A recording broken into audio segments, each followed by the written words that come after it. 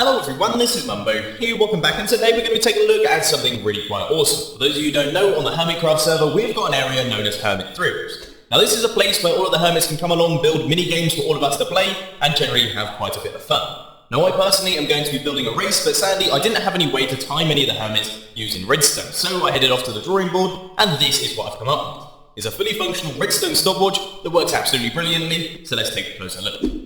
So to use this, all you have to do is flick this lever here, that will lock the chest and make sure that your score is stored. Then to start timing, you just flick this lever here and the stopwatch will begin. Now you have to do your race, finish your course, or whatever you have to do, but once you are done with that one, all you do is flick this lever right here, take a look in this chest, that is the score that you have achieved. Of course, if you are doing a race, then a greater number of items means that you've taken quite a long time, whereas a smaller number of items means that you've been relatively quick. But once you've noted down your score, you just flick this lever here, all the items will leave the chest, and the stopwatch is ready to use once again. Now I think from this point forward, I'm going to refer to this design as the pocket stopwatch because as you can quite plainly see, the redstone behind it is incredibly compact. There is very little redstone involved, we only have a few tiny little circuits to lock all the hoppers, and then this little item elevator here which transport the items from this hopper up into the item storage so that the stopwatch can be used once again. So all in all, it's an extremely simple circuit and you shouldn't have any trouble building it, so how about we crack on and I'll show you how to do it.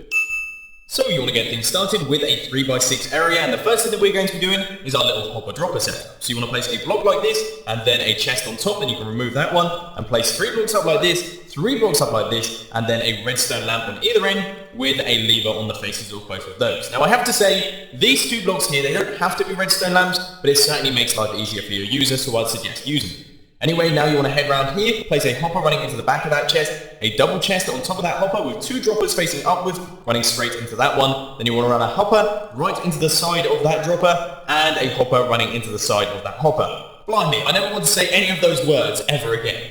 Time for the tiny bit of redstone circuitry to make all of this work. On the back of this redstone lamp, you want to place a redstone torch, then 2 blocks out like this, and redstone dust on top of both of those. Then you want to head down to this dropper here, place a comparator running out of that one, a block like this with redstone dust on top of both of those, a block up like this, a block up like this, a block down here with a repeater running out from that block, redstone dust running back round into that comparator, and set the comparator in subtract. Now what this circuit here does is creates a redstone clock only when there are items inside this dropper. So for example, if we chuck a bunch of items in here, you will see that the droppers start firing, and it will actually start firing the items up into this dropper, which will then start firing them up into this chest right here, seeing that it can fill up. Now what we have to do is chuck all of our items into here, and we'll have ourselves a working system. So now to test it out. Firstly, you want to lock your stopwatch, so that means that no items will be flowing through the system. Then to start timing, you flick that lever, and we should begin to see items flowing down into this chest. Then when we want to stop timing, we flick this lever, that should now stop, so that is all good. When we flick this lever, we should see that all of the items flow out from the chest, go into our item elevator, and should all be fired back up into this chest here, in which we are left with all of them back up there.